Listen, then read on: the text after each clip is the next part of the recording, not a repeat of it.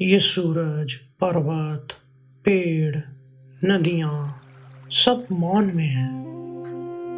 ये प्रकृति इसीलिए मनमोहक है क्योंकि ये बोलती नहीं, मौन और शांत रहती है।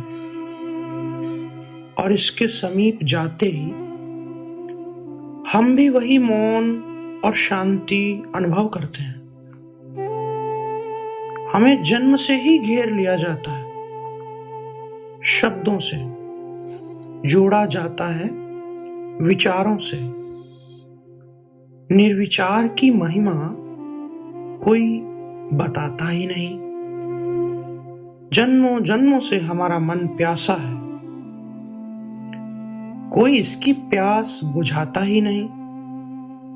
ये नीला गगन मौन का रस लिए बैठा है, कोई इसके पास आता ही नहीं। सुबह सुबह मैं निकल पड़ा यहाँ डलहौजी के ही समीप पंचपूला की पहाड़ियों पर, जहाँ बहुत सारे झरने बहते हैं। सोचा कुछ देर गाड़ियों के ये हॉर्न, ये दुनिया के शोर शराबे, इन सबसे दूर कहीं शांत एकांत में समय बिताया जाए। यहाँ झरने के पास पहुंचकर निर्मल स्वच्छ जल की धार देखकर मन कराया कि मैं अपनी प्यास भी बुझा लूं। घरों में जो हम ग्लास में, बोतल में पानी पीते हैं वो तो ठीक है, लेकिन जो झरने से लेकर के पानी सीधे स्रोत से पानी पीने का जो अनुभव है वो अपने आप में अलग है। इतना स्वच्छ, इतना निर्मल पानी पीकर शरीर के साथ साथ मन की प्यास भी मिट गई।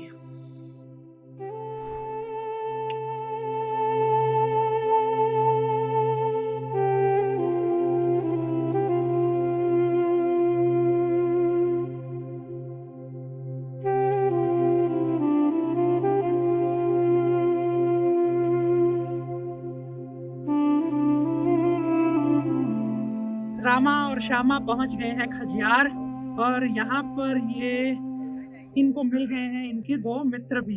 ये थोड़े बड़े हैं और बाबा यहाँ इन दोनों को लेकर के घुमा रहे हैं। बाबा क्या नाम है आपका? प्रताप चंद। प्रताप चंद। तो प्रताप चंद जी, आपको कितने वर्ष हो गए इन सब यहाँ पर ये कार्य करते हुए? मेरे को 18-20 साल हो गए। 18-20 साल? यही काम है। तो 18-20 साल का क्या तजुर्बा है आपका? बस जब कुछ जीवन का क्या तजुर्बा है? जेब में मैं तो लकड़ी का काम करता हूँ। अच्छा, लकड़ी का काम करते थे। ना ना ना ना ना तक नहीं भाई, जो इनकम कितनी गर्मी होती है, क्या कर रहे हो तब नहीं पीते जो सब्जी उसका। सर नमस्कार जी, मेरा नाम बिट्टू प्रेमी है और मेरी फेसबुक आईडी भी है बिट्टू प्रेमी के नाम से है। अगर मेरा भजन आपको अच्छा लगेगा तो जरूर आप इसको लाइक और शेयर जरूर कर देना सर। Thank you.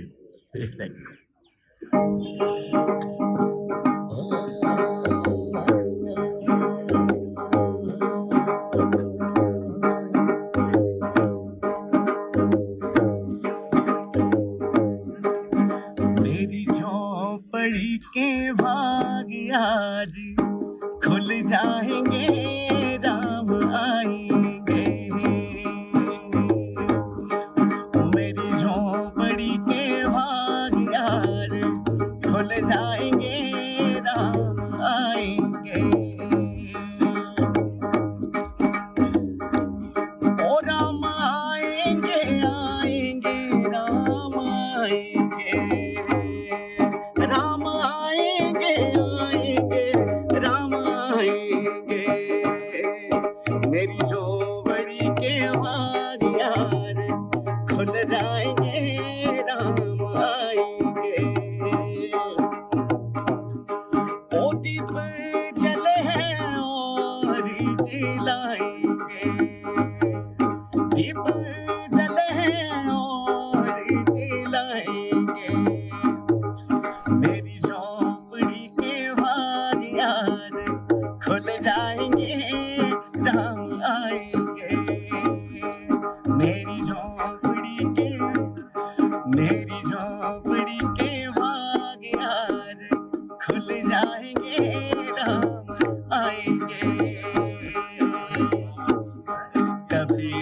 शाम बन के कभी शाम बन के चले आना प्रभु जी, चले आना जी, चले आना प्रभु जी, चले आना जी।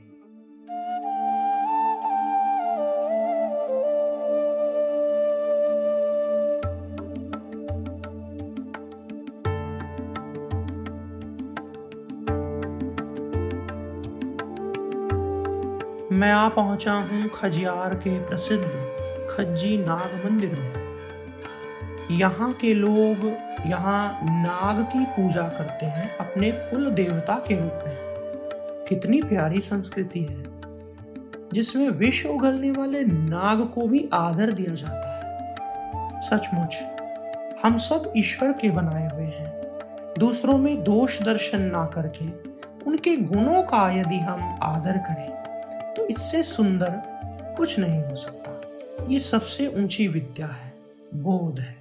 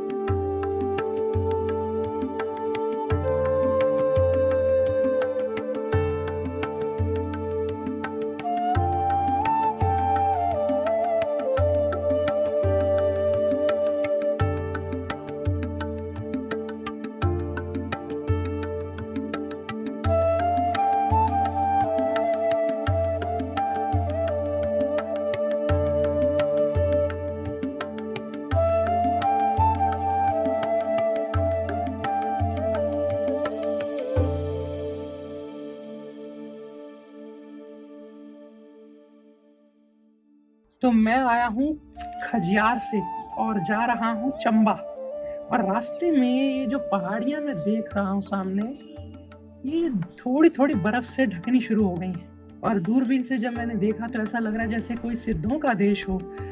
बहुत ही अद्भुत और बहुत ही सुंदर दृश्य मैंने देखा। ये है चंबा, बहुत खूबसूरत शहर है और उतने ही खूबसूरत हैं यहाँ के लोग। बहुत प्यारा बोलते हैं। मैंने हिमाचल में किसी को झगड़ते नहीं देखा। इतना समय हो गया यहाँ घूमते हुए। लोग अपने काम में मस्त रहते हैं, भगवान का पूजन करते हैं, एक दूसरे से सहयोग और सद्भाव रखते हैं। यहाँ एक प्राचीन मंदिर है। मैंने वहाँ जाकर के माँ से आशीर्वाद लिया और आप सबके स्वास्थ्य के लिए, शांति और प्रसन्नता के लिए प्रार्थना करें।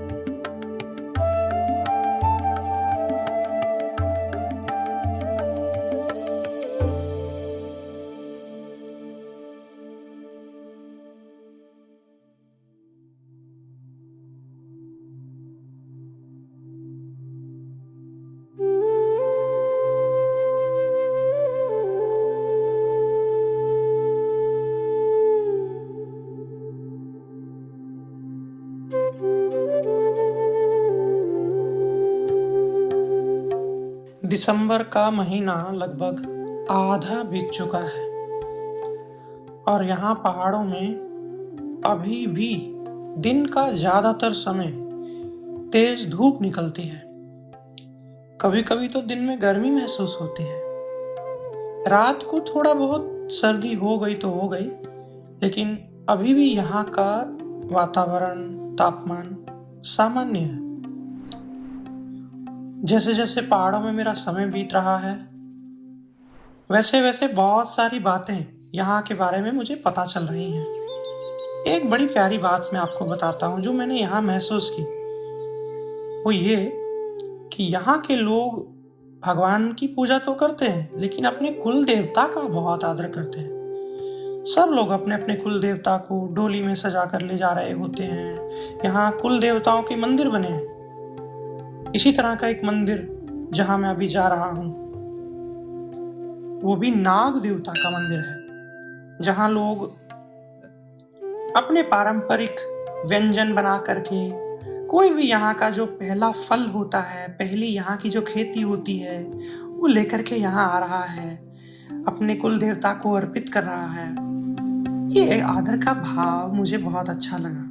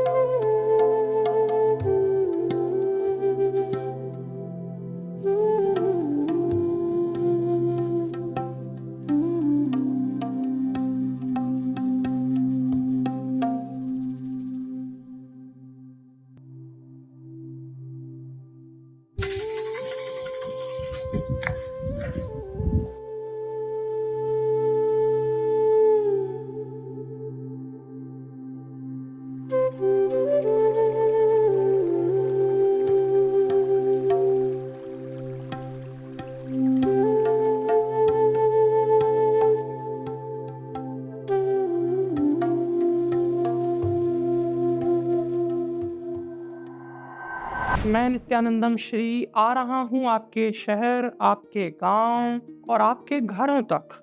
योगमय भारत यात्रा प्रारंभ होने जा रही है 1 नवंबर 2025 से।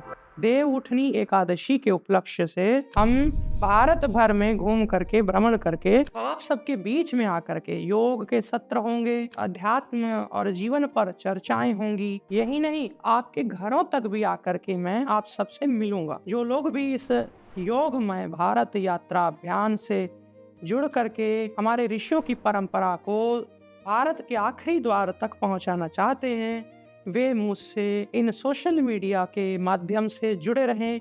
जल्द ही आपको सारी अपडेट्स मिलती रहेंगी, मैं कहाँ कहाँ आपके बीच में पहुंचा हूँ। और जो लोग भी मुझे अपने घर तक आमंत्रित करना चाहते हैं, या फिर अपने स्कूल, अपने कॉलेजेस, अपने इंस्टीट्यूट्स, अपनी NGOs के माध्यम से कहीं पर भी कोई कार्यक्रम आयोजित करना चाहते हैं, ये सब निःशुल्क है। बस आपको जो बेसिक ज़रूरियात की प्रबंध करने हैं वो आप सबको वहन करने हैं। आप सबके बीच में पहुंच करके आपके साथ अपने अनुभव साझा करूंगा। हम संवाद करेंगे, प्रश्नोत्तरी होंगी, संगीत होगा और परमात्मा का नाम होगा। ये सब चीज़ें आप सब मेरे साथ जुड़ करके इसे और आगे बढ़ाएं, ऐसी मैं प्रार्थना करूं। सड़क पर चल करके हम कुछ ऐसी रैली और ऐसी कार्यक्रम का भी आयोजन सोच रहे हैं। आप भी बताइएगा इस कार्यक्रम को और कैसे बेहतर बनाया जा सकता है। कई वर्षों तक चलने वाला ये कार्यक्रम योगमय भारत यात्रा अपने आप में एक संस्कृति को हम जो आत्मसात करने वाले हैं, ये अद्वितीय होने वाला है। आप सबको बहुत बहुत धन्यवाद। नमस्कार।